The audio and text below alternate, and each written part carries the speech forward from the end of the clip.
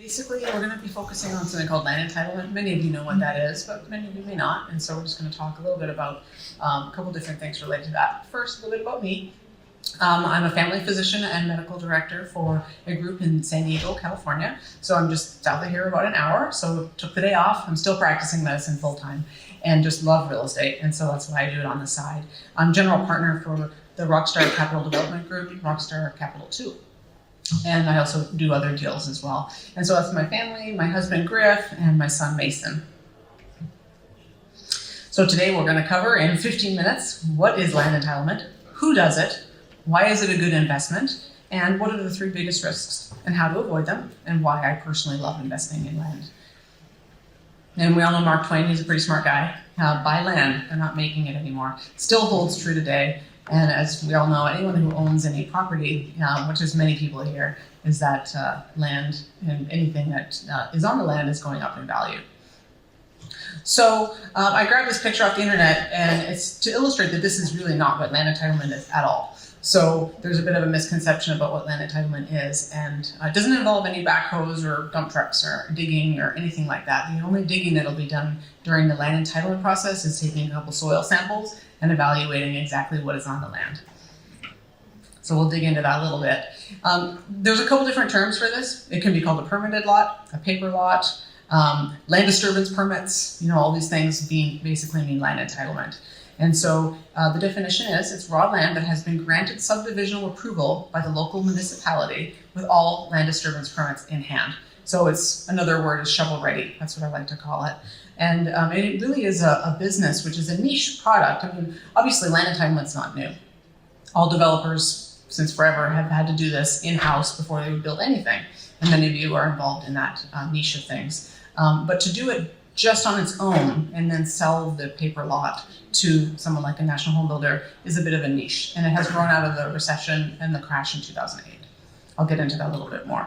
So, a little bit about what land entitlement is. And we're going to go over this whole process pretty quickly here in 15 minutes. And the details of it, fortunately, you get to be spared because I do this talk and it's longer. It's like, 45 minutes and we get into the details of all these things. So luckily, we don't go into it because it's actually really boring.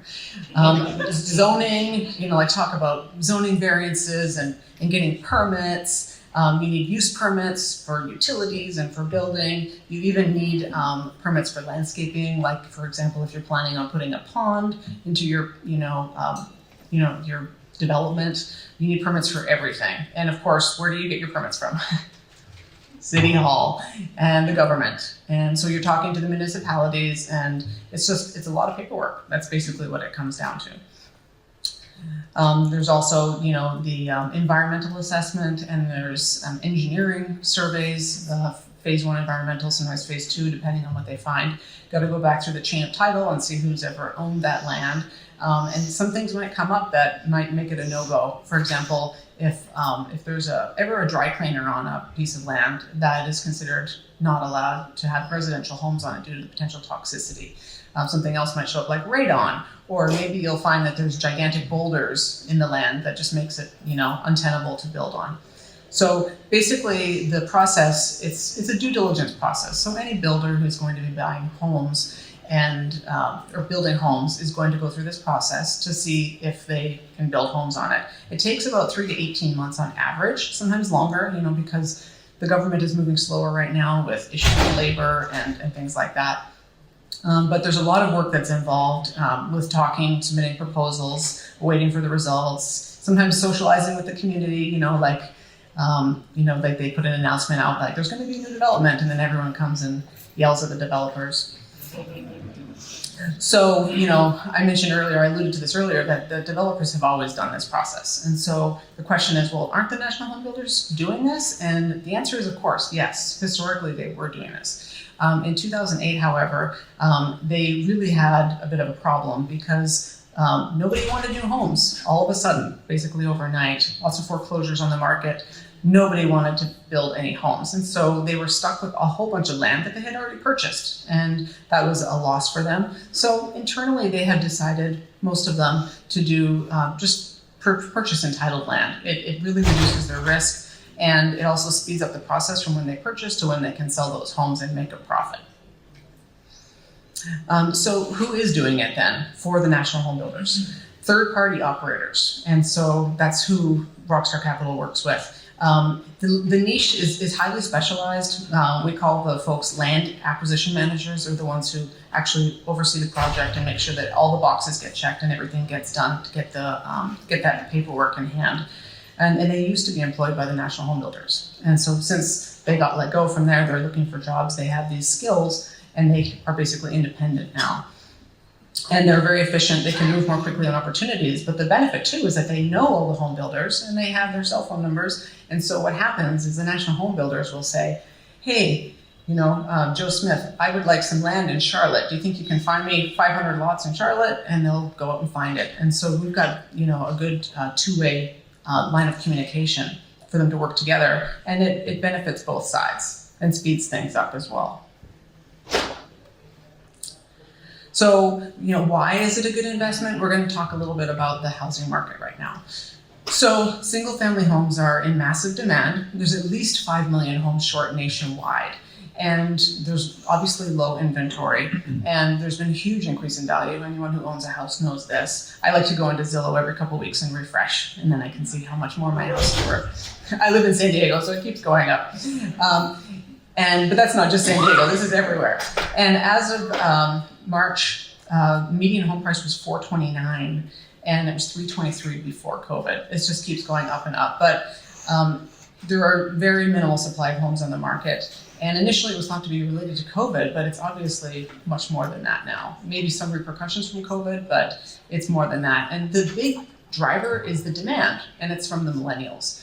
And basically, there are tons of them turning 30 this year, last year, and the next year. And this is their peak home buying.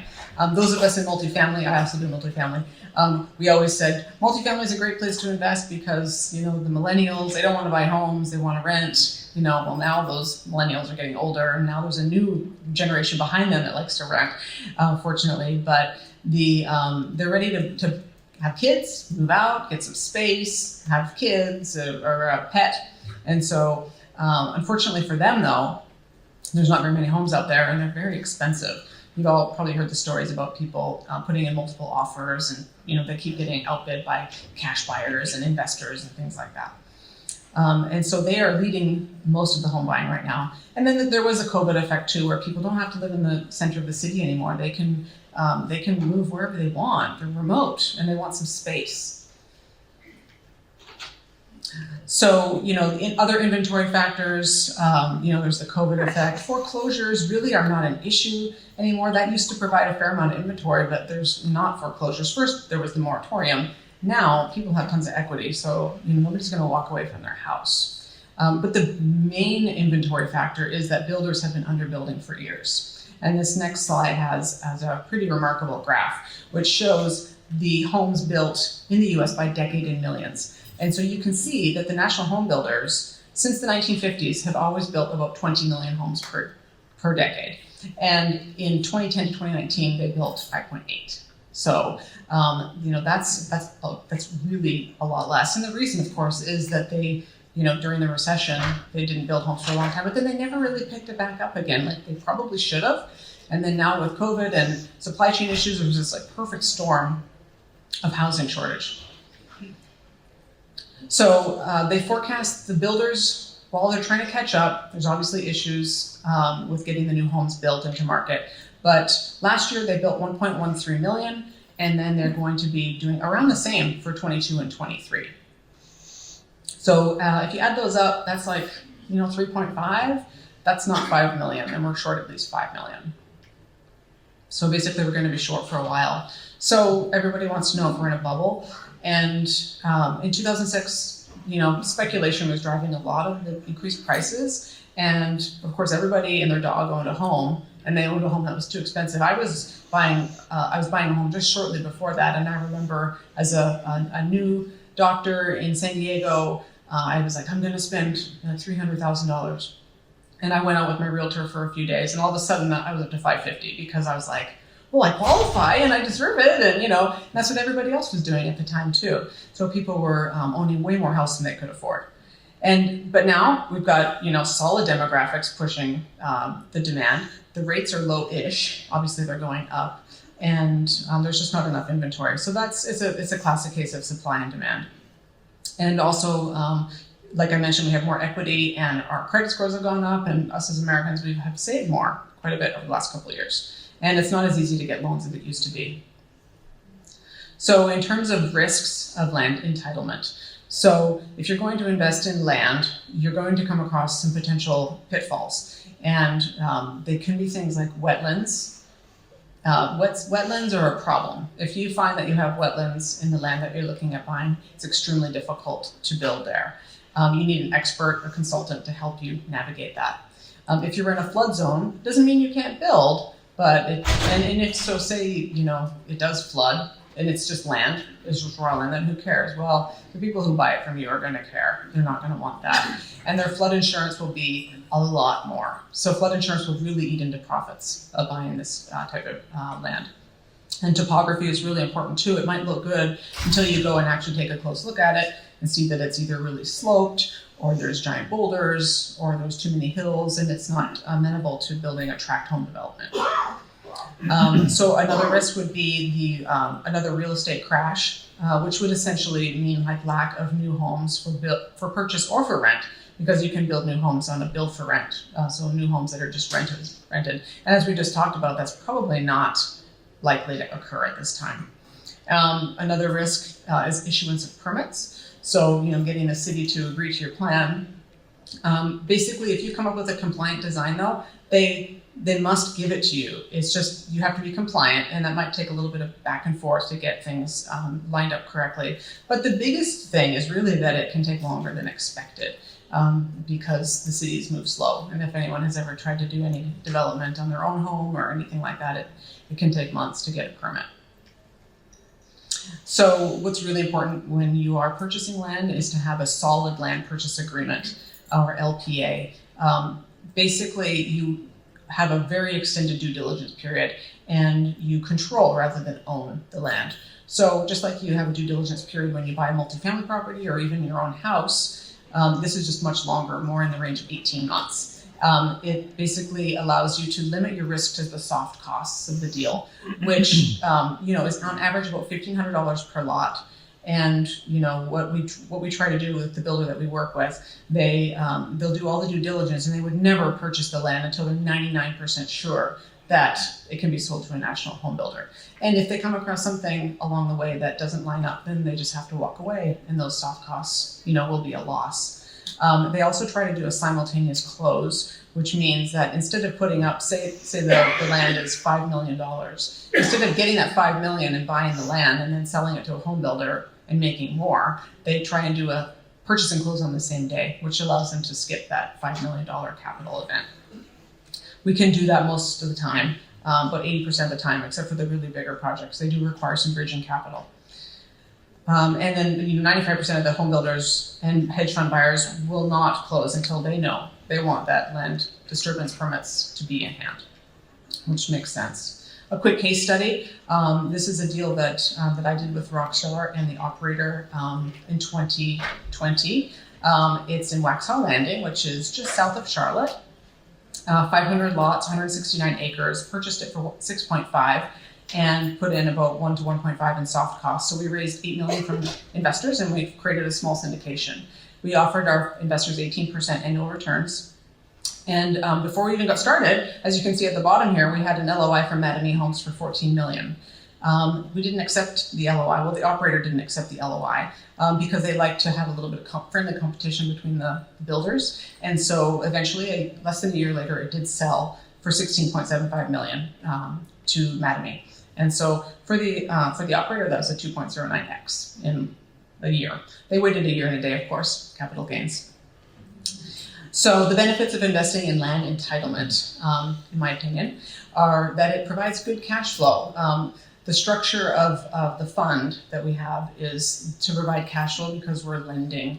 And so, whereas a lot of the deals that I'm involved in are equity deals, this is more of a lending fund or a debt deal, and so it provides good cash flow. The deals are short term, they're 9 to 18 months, and so that allows us the flexibility to put all capital that is brought in to work quickly. We're not waiting for 10 or 15 million of equity to buy a big multifamily asset. And if things start to change, we can pivot quickly. We can, back out of something or get into more things because they are over so quickly. I like the asymmetric risk reward. This is a very conservative area to be in. There's a huge demand.